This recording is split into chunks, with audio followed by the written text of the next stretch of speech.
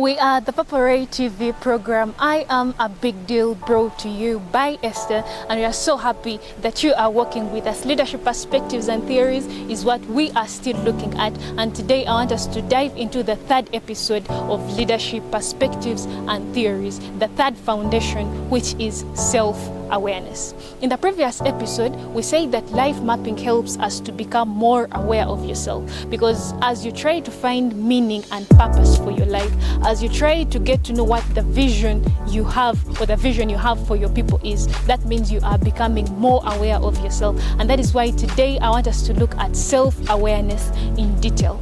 So self-awareness is simply having a perception of who you are, knowing your weaknesses, knowing your strengths, knowing your fears, knowing your dislikes, and knowing your likes. And that is very important for us as leaders to get to know.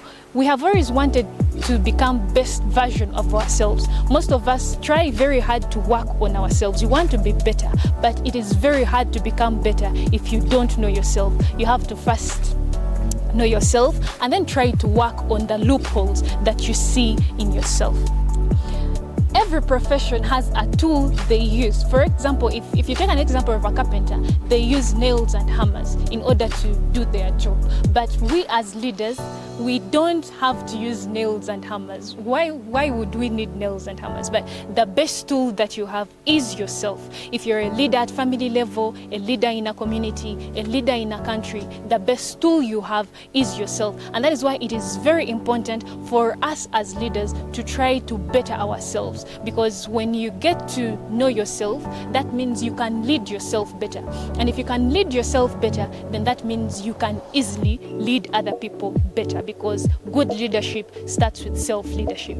There are very many things that hinder us from becoming aware of ourselves, that hinder us from working on ourselves in order to become better. And one of those very things that we should try to avoid as much as we can is giving excuses. Because if something happens in your life and then maybe you give an excuse, it is because of my family that this happened, it is because of my workmates, maybe because of my wife, my children, that this happened, that means you are overlooking the flaws that you have in yourself. So that means if you cannot accept that it was your mistake, that something happened, something did not go right, you cannot work on yourself, you cannot learn yourself, you cannot see something in yourself that needs to be corrected. So that is something that we need to do away with if we want to become more aware of ourselves. And then another thing is being fake, wanting to be a duplicate of someone else. Each and everything you do in life is tailored towards living someone else's life. That means if you're someone like that, you will never get to know yourself, and you will spend the rest of your life living someone else's life, and that such a person can never make a good leader. Then another thing is trying to put yourself down all the time. There is an opportunity, you are given thought, but you are like, I think the other person can do it better. If you are someone that has that habit, you do that over and over again, you will never know what your strengths are. So that means if you don't know your strengths, you don't know yourself, so you don't know where to start in order to become a good leader. So in order for us to become good leaders, we have to avoid these things. It is not only the three of these that I've mentioned, there are also very many other things that stop us from being aware of ourselves. But in the interest of time, I'm going to give us three, and maybe we can read further and get to know what the other things that hinder us from becoming aware of ourselves are. And then if you want to become more aware of yourself, what are these things that you are supposed to be doing?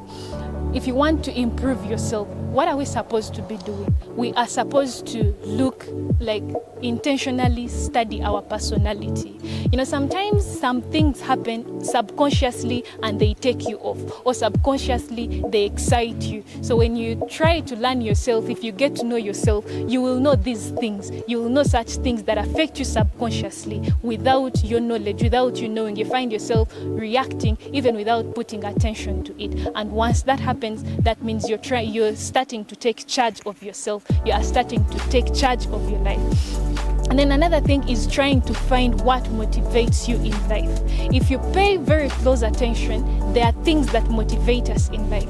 And once you get to know these things, then it becomes very easy for you to know how you can move on. Maybe in your leadership journey, when you are feeling weary, when you're feeling like you cannot go on. If you get to know your motivation, then you are becoming more aware of yourself. So such things will help you move on and on with life. Self-awareness is very important, because just like we said, good leadership starts with self-leadership. If you cannot lead yourself better, you can never lead other people better. So with self-awareness, you are able to know yourself. You are able to know how to respond to different experiences, different things, and different people that you lead. And once that happens, that means we are bettering ourselves as leaders, because we are able to lead ourselves better, and we are able to lead the people that follow us better. Allow me stop here for today. So stay tuned for something else that is coming. Till next time, bye.